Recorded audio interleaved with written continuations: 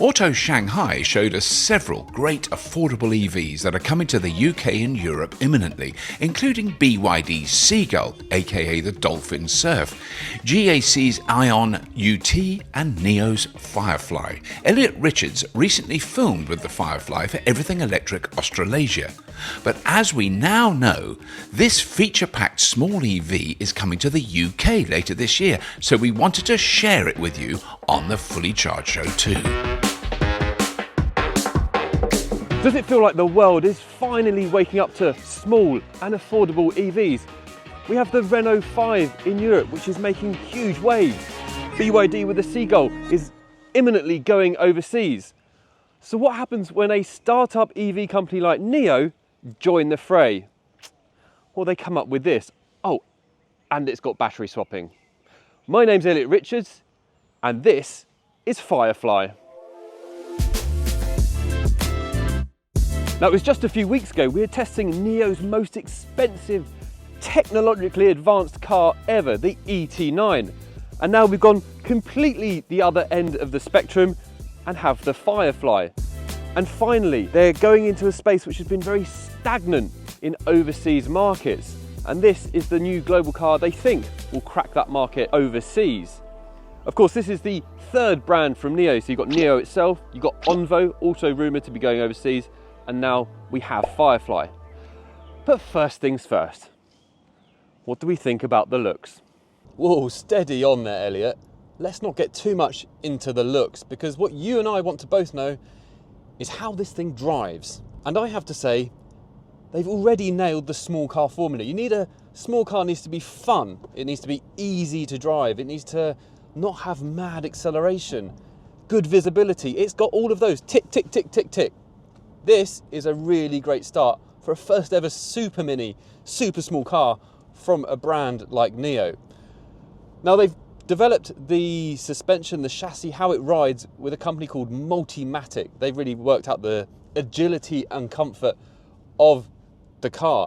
And I have to say, they've achieved 50-50 weight distribution. Even though the electric motor is in the rear, batteries are under the floor, it really handles like a proper super mini, like minis of old, like the original Mini, like the R52 Mini.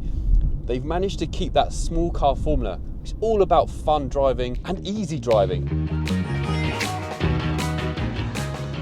We're really excited to partner with Duracell Energy to showcase their amazing renewable energy solutions. If you want to reduce your energy bills and join the renewable energy transition, installing home battery storage and solar panels at home is a great way to start. Duracell Energy's ecosystem of products typically partners with solar panels, but they can be used just as effectively without it, particularly for electric vehicle owners or anyone looking to take control of their energy. And with Duracell Energy's Platinum Homeowner offer, viewers can get a custom service that pairs you with top quality products and the best installers in your area. Your installation also comes with a 20-point check, a 6-month performance review, system health checks at 3 and 10-year periods, and outstanding local UK customer support every step of the way. Plus, Duracell Energy's batteries, inverters, and EV chargers work together on one easy-to-use app. With features like dynamic tariff integration and grid services, you'll be able to maximize your return. Ready to get started? You can get your quote today. And don't forget, we're also giving away a Duracell Energy Bunny in every episode. Just answer the question about Fully Charged by following the link in the description. Good luck! Let's get this out of the way, shall we? These 3 bug eyes, they are bug eyes, Firefly eyes, iPhone camera eyes, whatever you want to call them, these drew a big gasp at Nio Day when the crowd saw the car for the first time.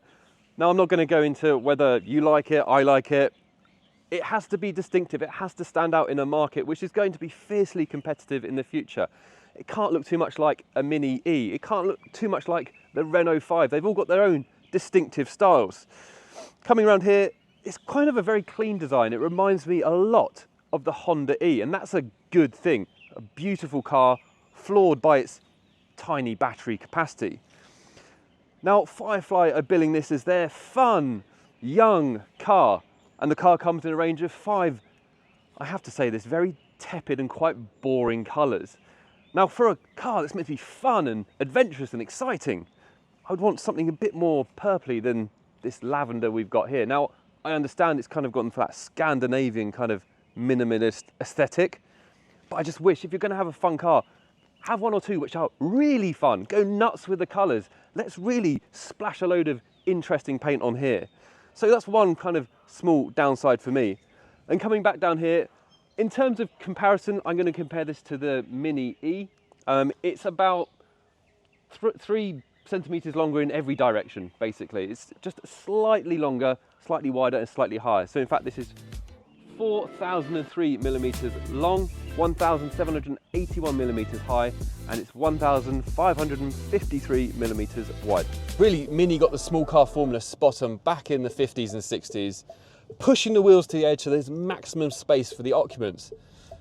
And what Nio have done with the Firefly is replicate that for the electric age. They've pushed the wheels right out to the edge, but they've put the electric motor in the back. Now, why is that important? Because power effortlessly pushes you along the road, which is really nice for a super mini. It's not just supercars that can have that rear wheel drive kind of experience. Now, I think this can do even fun things like drifting and going a bit nuts. We're not going to do any of that today, but the important thing is on those small roads, you can dart in and out of traffic like this. Dart in, dart out. And I know I've got the power right under my feet. I'm barely touching the accelerator and I've got more than enough oomph. That's great. Now, I do have some steering wheel controls as well. Now, there are ADAS features on the car. I can't quite test them today. This is still a pre-production car, but it does have highway assisted driving. So again, like the Nio cars, that's probably one of the better systems out there. It's very confident, so easy to use. And again, just press the button and it will start. Can't test that today. So I just want to talk about the design on this car, because I do like how sophisticated Nio designs actually are, and that filters through all of the products in the company. So as you can see down this side profile here, looks kind of a bit like a Golf. Again, back to that Honda E. But again, they've really thought about how to squish down this side profile to make it look a lot shorter. So obviously with this here, and then the roof going here. Now this has got a glass roof. This is the Chinese version. The European version will have a steel roof option as standard as well. Then coming back here, it's got this kind of hoop round here. And then the back end, the aperture here, it's just a very well thought out design. It's very beautiful. Again, they mimic the same lights on the front at the back as well. Whether you like that or not is up to you. And how you open the boot is by pressing this button here. Second time lucky. Now, given this is a small car, they've really packaged it very smartly. So it's got a rear motor, which is obviously under here, but they've compacted it down as small as they can, so you get more boot space. There's 335 litres of boot space in here. So I can put my hand in here like that. I can also stand underneath here. I have lights out here, and then I can push down these rear seats and get even more space. I think over 1,200 litres of space if I push those down. So it's super mini should be like, super practical, super affordable. This is ticking all the right boxes at the moment, but it's not just that, okay? This has a little party trick around the front. So if you just follow me. Now, Frunks. Lots of cars have Frunks, many don't. How many small cars have 92 litres of frunk space? Not many, I bet you. But not just that. It's got 2 hooks in here with up to 5 kilograms. And then down here, that little plastic thing is your drainage hole. So you can put ice in there, you can put fish in there, and it all drains out afterwards. Again, very thoughtful and exactly what the small car market really, really needs. In terms of seat comfort and driving position, extremely comfortable. Sometimes these small cars compromise on that. It's too economy, it's not comfortable. They've saved money in the foam and the seating. I love cloth seats. This has got really super comfortable, super soft cloth seats. And you want that kind of softer seat experience for a city car where you might be doing shorter journeys rather than the super long distance highway driving, although this can do that as well. And my driving position, I'm high up, I've got great visibility all around. My mirrors, normal mirrors, not electric mirrors. Steering wheel, it's great, lovely shape, it's not too big, it's quite small, and I've got my easy to use controls here. There's a lot to love about the Firefly and how they've nailed the formula already. Brakes are decent, I wouldn't say they're the best in the world, they're not carbon ceramic, ridiculous jobs, but they don't need to be. This car is not super heavy either, so it's carrying a much smaller battery at 42 kilowatt hours. It's carrying that smaller rear electric motor, so it's not going to have huge brakes to have huge stopping power. The storage compartment fun doesn't just stop with the rear, because here in the front there's even more storage. Yes, look, there's storage under the front seat, actually useful for documents or things you want to hide, perhaps in a European city. So good stuff. If I get in, there's a really unique feature, which is very smart. So just move this back. Let's say I've parked in a very tight European city in a car park and can't get out this side. That's quite annoying, isn't it? And it happens quite a lot. I'm just going to slide across and get out the other side. Look, I can fully slide across actually quite easily without being impaled by a gear stick. So that's great. Let me just slide back. So again, it's nothing really to shout about in here, but it's lots of very small, smart decisions which make a really pleasant experience in here. Of course, I've got my steering wheel in here. There's different variations of trim that you can get. You can get like a leathery material. This is the cloth material. I like cloth material in cars. It feels kind of more cozy, more homely. This cloth material is repeated around here, but it's quite minimalist in here. It's nothing like the Renault 5. It's not like the Mini E with a big circular screen. It's very muted, again, very Scandinavian. And that's okay. The market needs something like this. It almost reminds me of something like a Tesla Model 1. If they were going to bring out one of those, this is what the interior, I think, would be like. I've got completely different UX UI compared to other Nio models. This is kind of more simple, but more relevant. It's fun and it's kind of easy to use. This doesn't go over the top. I've got simple controls for the car.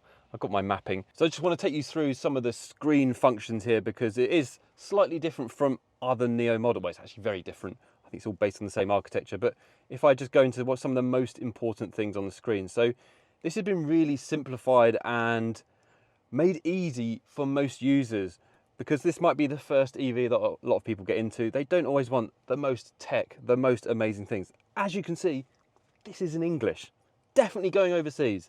And I've got a tiny little 6-inch screen in front of me here. I've also got my wireless charging. I've got my cup holder here. I've got extra storage space in here, which can move up and down. And I've got all of my controls, and my door handles are proper door handles. So again, reducing that cost and thinking about what consumers actually want. All of the material quality in here is decent. It's not like top of the range, like super premium. No, this is all plastic, but it's kind of been very well thought out and very well designed. I just like this cloth. I like cloth interior cars. I'm a big fan. My driving controls are here. I've got my up-down lever. There's no levers down here. Yeah, what a pleasant place to be. So we'll come on to the actual rear comfort a little bit later on, but I want to show you, as an extension of that boot space, how much space you actually get. So there's actually 27 storage containers within this small car, which is quite unbelievable. But then, look, they've hidden it everywhere. If I pull the seat out, oh, come on, Elliot, you keep going to the gym for this. There you go. Sorry, I'm doing it wrong. That folds out like that. You've got 2 storage containers down there, which obviously really useful for things like kids' toys or whatever you might have. But then with this over here, and you pull these down and the headrests are down, this is how you get that 1,250 litres of extra space. And this is all completely flat, so I expect there'll be some accessories to make a bed. So you could technically go camping in this as well. I mean, this has got so many useful features that people actually need. This is really a true family super mini, because it's got ISOFIX on both sides here. You've got the storage space, and then you've got things like these funky lavender seat belts which match the exterior paint of the car. And if you look, This seat is set up for my driving position, and this actually gives me plenty of leg room. My leg is slightly elevated, it could do a little bit more support, but I think for a reasonably long journey, this would be comfortable. But then they don't skimp in terms of the entertainment. I've got 7 Dolby Atmos speakers in here. That's a trickle down from the ET7, their top of the line model from 3 or 4 years ago, coming into now their most affordable car. In the other models, this is kind of Ecotex, which is that really baby safe material. So again, thinking about those young families with perhaps 2 baby seats in the back. This is actually very well thought out. I've got so much space in there thanks to that small electric motor hidden beneath the boot and that smaller battery in the floor. Those small changes can make huge benefits on the inside to the interior occupants like myself.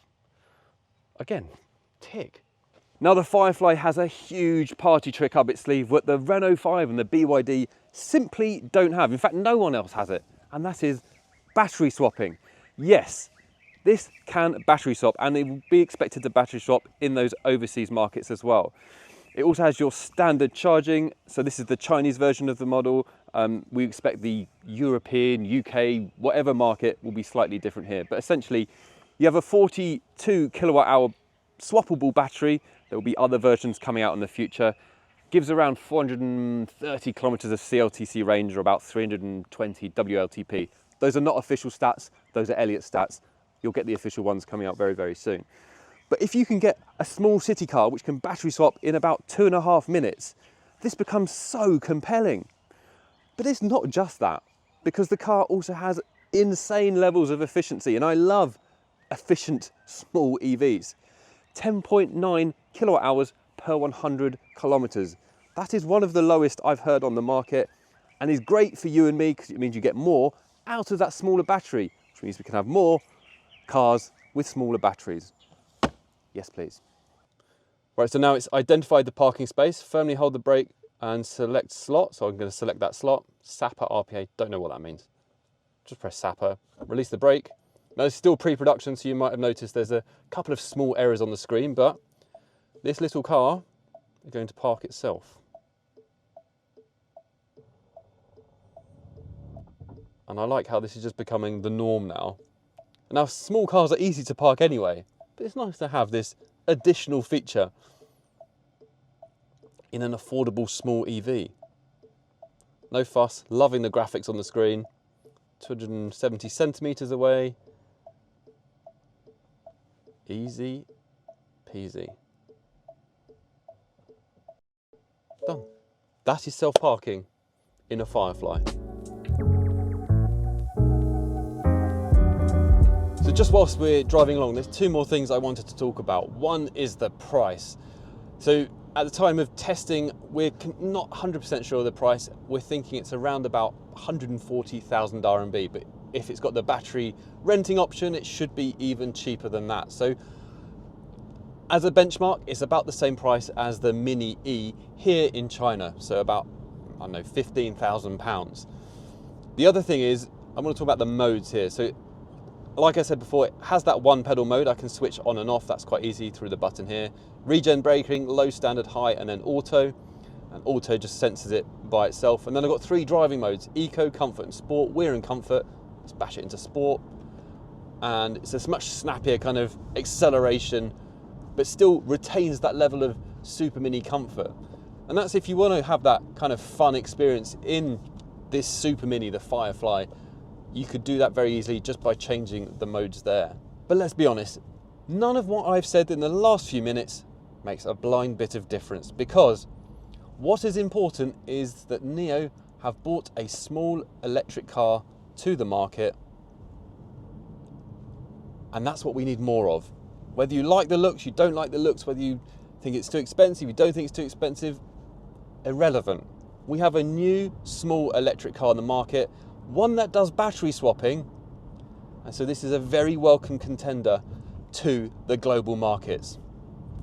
Well done, Nio.